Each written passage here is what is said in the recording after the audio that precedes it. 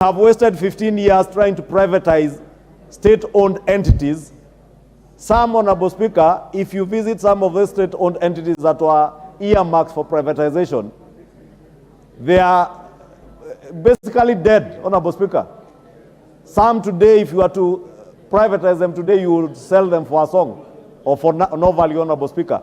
But had we done it at the right time, Honorable Speaker, we would have derived value for the public.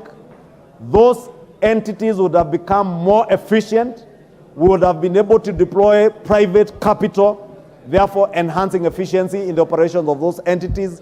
We'd have been able to deploy private expertise or expertise from the private sector.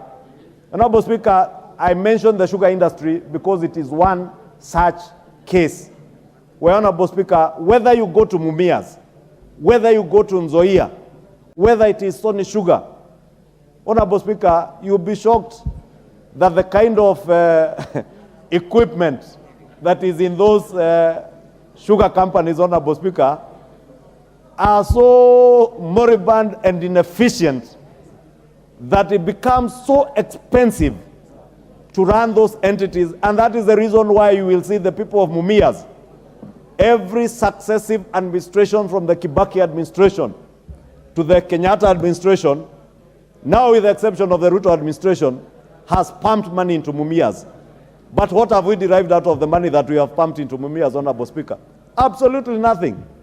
So we have wasted a lot of public resources pumping into inefficient entities, Honorable Speaker, and that is what is informing this privatization bill, that we will enhance the efficiency with which we privatize state-owned entities so that we deploy private capital, private expertise, private technology from the private sector, Honorable Speaker.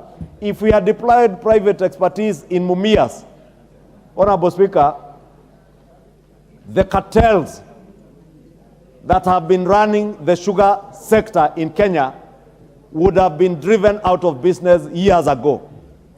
And I must take this opportunity, Honorable Speaker, to commend His Excellency the President.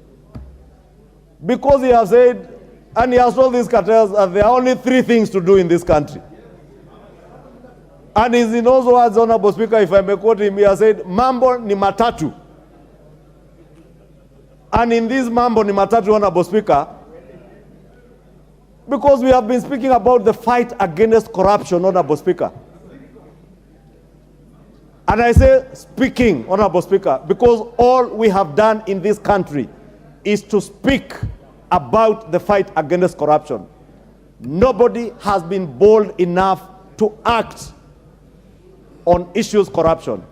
I must commend the President because he has indeed shown the country that with the mambo ni matatu, he intends to act on corruption, not to speak about corruption.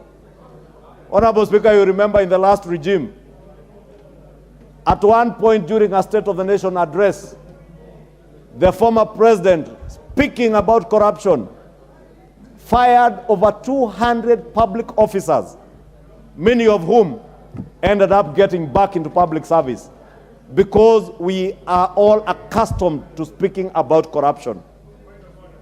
Honorable Speaker. Honorable Kajwang, what's out of order? Madam Speaker, the majority leader is referring to what we have had out there as mambo